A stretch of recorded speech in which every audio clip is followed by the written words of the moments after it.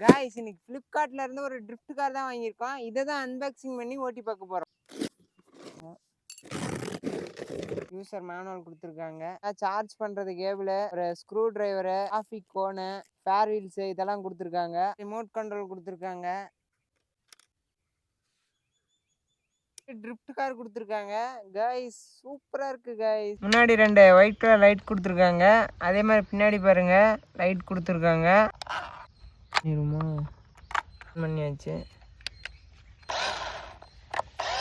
Guys பாருங்க. Guys உண்மையிலே ஸ்மூத்தா போகுது गाइस.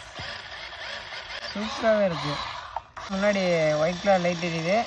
அதே மாதிரி பாருங்க பின்னாடி பாருங்க ரெட் கலர்ல எரியுது.